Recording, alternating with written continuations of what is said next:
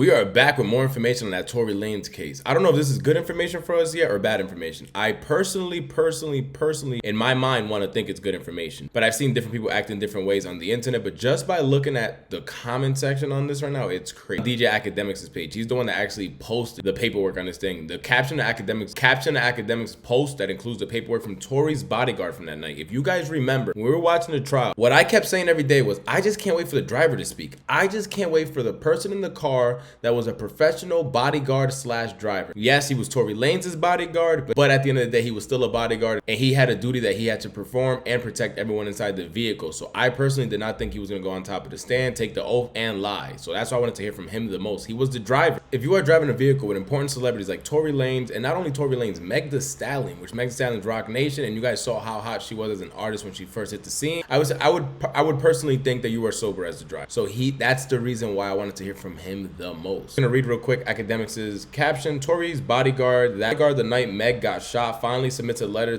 in his appeal to what happened that night. He was the only sober one of the four. Tory, Meg, and Kelsey, and he's saying he kind of saw Kelsey with the hammer. For those that don't know what hammer means, Academics meant a weapon, a gun, firearm. So looking at it here, this is the official paperwork that was submitted to the court in the appeal of the state of California, 2nd Appeal District, Division 3. We see here, my name is Jaquan Smith. My address is blank. I am over the age of 18, and yeah, I am firmly, all right, this is just what they have to say to let us know that what he is saying, he is able to speak in the court. Right here, I have first-hand knowledge of what happened July 12, 2020, the day of the incident. All right, now let's get into it. I was the driver and bodyguard of Mr. Daystar Peterson, who is better known as Tory Lanez. In July of 2020, Mr. Peterson has been known to me for 7 years at the time. Peterson for 3 years. He has not only been my employer, but I also consider him to be a close personal friend. Now, guys, does this interfere on how you receive the information that he's gonna say here? He did say he'd been knowing Tory for 7 years. Out of those 7 years, he only worked for him for 3. 5 years, there was a personal relationship there between both. I would say there's a little bias there because he is not only Tory's bodyguard, but also a personal friend of Tory. What makes me think he's not crazy enough to go lie in the court is that he, 1, is under oath. 2, there was people there that witnessed stuff like way too much. I'm not sure exactly what happens, but I know it can't be good. Continue saying, on July 12, 2020, I was asked to drive Mr. Peterson to the home of Kylie Jenner, where Miss Megan Thee Stallion, Kelsey Harris, Kelsey her friend, were present. Mr. Peterson was at Mrs. Jenner's home for approximately 2 hours when I received a call to come and pick him up, and Miss P and Miss Harris.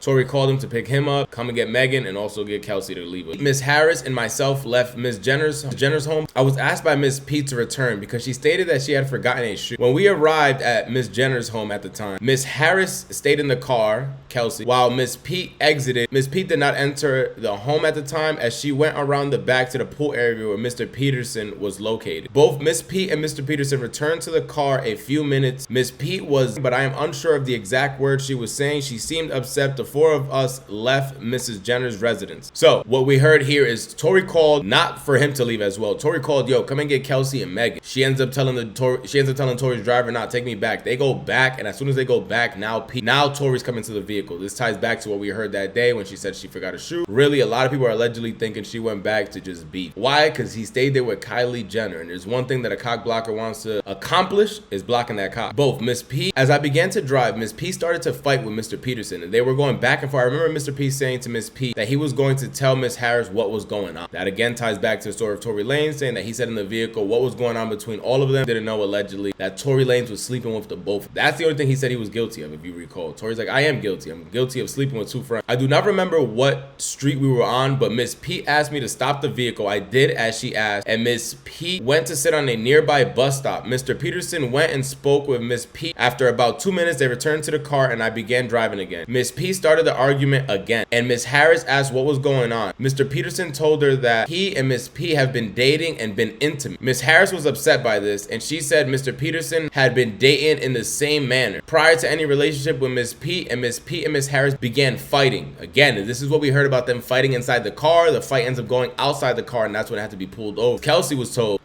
by Tory Lanez, again, he's in sexual relationships with both of them. Bill Clinton pulled over to stop them. Miss P and Miss Harris both got out of the vehicle and continued to fight, both verbally and physically. I broke up the fight and was pulling Miss P towards the back of the car. I saw Miss Harris with a gun in her hand. Okay, so what Academics said, he kind of saw, no, he said right there, I saw Miss Harris with a gun in her hand. Mr. Peterson ran from behind Miss P and myself towards Miss Harris. Mr. Peterson and Miss Harris began to struggle as Miss Mr. Peterson tried to unarm Miss Harris.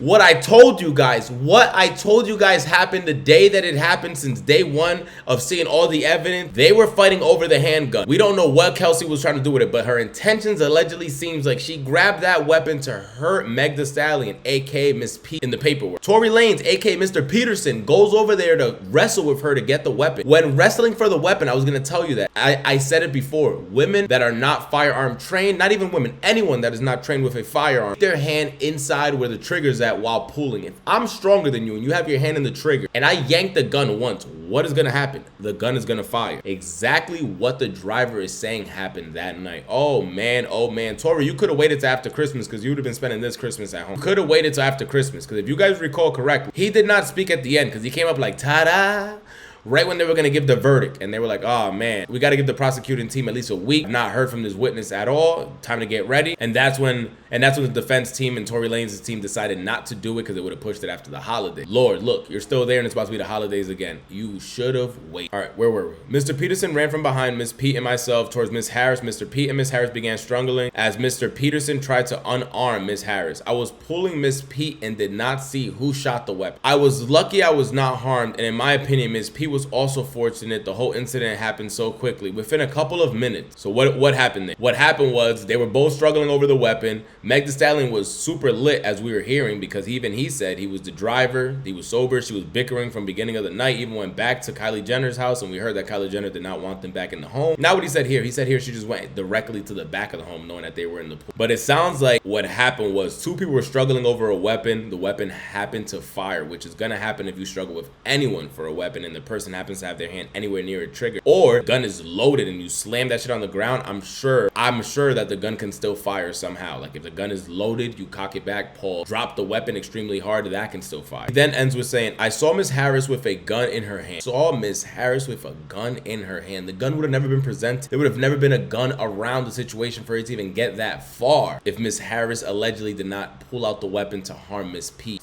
Oh, man. Miss Peterson ran from behind Miss Pete and myself towards Miss Harris. Miss Pete began struggling with the firearm. We just read that. Present the evidence during Mr. Peterson's trial, but was prevented from doing so as the district attorney was not ready to cross-examine. And later, they did not call me due to the holidays in the court schedule. I believe I should have been allowed to present the evidence at trial. This is sick. This is sick. Like I said, we needed to hear him at trial. I feel like this would have swayed the jury to just hear the other side of the story. Also, the only sober person in the vehicle. I think if he would have said this in court, the future would have been different. Everything that went the way that it went, I do not believe it would have went the same. To hearing the only person in the vehicle that was not under the influence. Miss Kelsey said she lied during the thing. Miss Harris said she lied, aka Kelsey, during the only audio we heard right after the shooting. Obviously, she don't want to go to jail. She still hasn't said she did it. She actually pled the fifth when they asked her certain questions. And to the holiday and the court schedule, as we spoke, just to try to hurry up the trial, look what happened. Oh, just a huge mess. This is exactly what I thought happened from the beginning, as you guys recall, for the ones that have been here with me as we did each day of the trial. What sounds like happened was two people fighting over a weapon. Tory tried to disarm Kelsey, and the gun happened to fire by an accident. Was Kelsey really gonna shoot, or was Kelsey trying to scare her? We don't know. Kelsey harmed Meg is enough to free that man. Is enough to free that man. If anything, he should receive a Purple Heart. If anything, he was a hero. You're lucky you just got shot in the foot, and everything else is still fine, because it could have been a lot worse. The channel, you know, we're on the road to 10,000 subscribers. Sub up, sub up. I need you guys to let me know down below. I believe everything that Jaquan Smith shared with us. Tory Lanez become a free man once again. I am very optimistic. I believe that something will happen that will release that man. I am praying, even if it's bail, whatever it is. Let's just see Tory in the free world. I want to see Tory in the free world getting back to business, getting back to work. I don't really know how the court works too much. Let's say you win the appeal. Can you still get deported for everything that just happened? Like all this, even if you win the appeal, can that still be used against you? I don't think it can, but you guys let me know. Subscribe to the channel, like the video, and if you haven't watched my Kanye West vlog at the listening party for the Miami Vultures rave, oh my god, we also doing a video on the merch. And if you guys know how exclusive the merch was that night, it was insane. Security stopped the entire merch line, so only a couple people were actually able to get shirts. I've been seeing them selling for close to 850 online due to it being extremely rare, but maybe it will release for 80 bucks with the album. We talk more about it than that. Go check it out. If you have any questions, please let me know down below. If you have any more information that we might have missed, please let me know down below. Subscribe to the channel, like the video, and we out of here. Megan, you got some explaining to do. Megan, you got some explaining to do.